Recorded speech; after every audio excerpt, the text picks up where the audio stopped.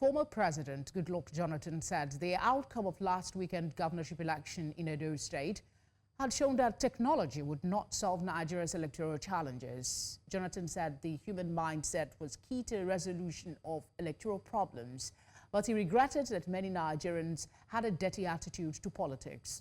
The former president canvassed attitudinal change among citizens.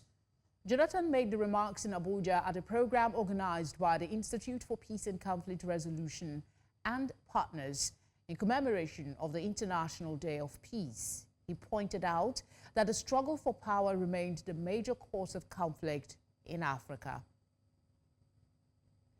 To discuss this, we're joined by political analyst and former national coordinator, Middle Belt Patriots, Zariyi Yusuf. Zariyi, thanks for joining us. Straight up, do you agree with the former president that the Edo State Guba poll is proof technology cannot solve our electoral challenges? Well, thanks for being here. Coming from former President Goodluck Jonathan, I couldn't really agree more.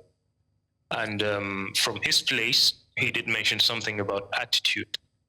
I would say that he demonstrated something, even though he wasn't a perfect president, but he demonstrated something that gives him the moral ground to say what he said, which I agree with 100%.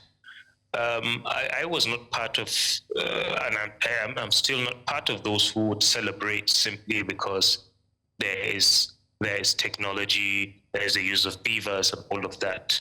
It's unfortunate that we are in a situation where the process, the system itself has been perverted. As a matter of fact, not only would I say that technology would not solve the problem, but I would say that even a free and fair election under this perverted system will not work, will never reflect the will of the masses. And that is the reason why you find crooks rigging election and telling you to go to court. When you go to court, the case won't be thrown out. You will be listened to. There will be court hearings. There will be all forms of things. But because the system has already been perverted, it's not exactly as if it has been corrupted. It's perverted. So it functions perfectly, but in a perverted form. So yes, technology is not going to solve the problem.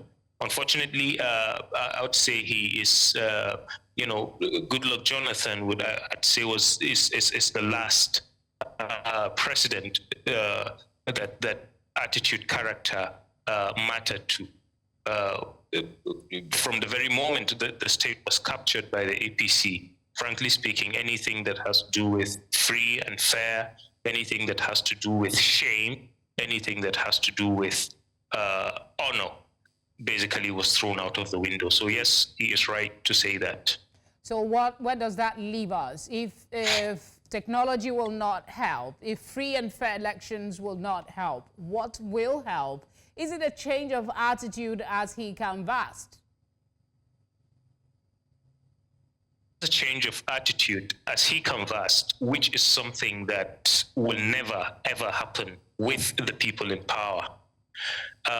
We are not just plagued by corrupt leaders, we are plagued by puppets who basically just dance to the tune of the people who supported them. And I think something I spotted, which is quite unfortunate, is the utterance of the US envoy, who would express satisfaction that the election was peaceful and would also encourage, people to follow due process in complaining against, the election, which is basically hypocritical, I'd say, because if you would congratulate one form of rigging and then, want to give people the idea that they should listen to the whole idea is not just about going to court and following process. The whole idea is about reflecting the will of the masses, which basically was not. So if this is basically the case, which is most unlikely that we would ever have any change of attitude with the APC,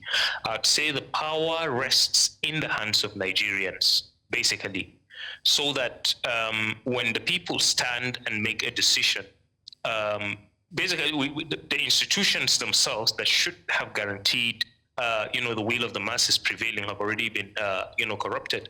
I saw a Zariyi, post made by a police officer, and it's quite pathetic that they've forgotten they are professionals. They are already becoming, political, and so it's just unfortunate.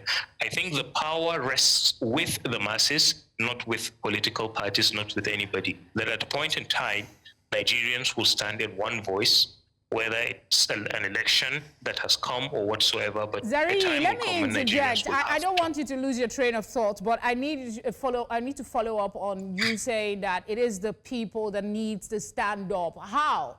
We are in a democracy. The ways the people can express themselves is through elections, by voting.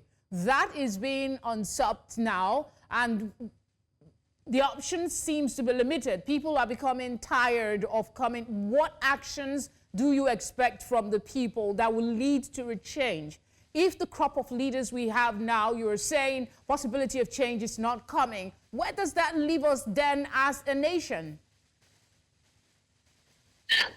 We know exactly what to do as Nigerians, so we are not completely out of options. That basically is what I'm going to say to you. We are not out of options. I think we had a window in the 2023 election, and we let it slip, and we are paying dearly for it. As a matter of fact, from 2015, we have been paying for it, and then from 2023, it has gone into something else. So, I'd say every Nigerian basically understand what that is.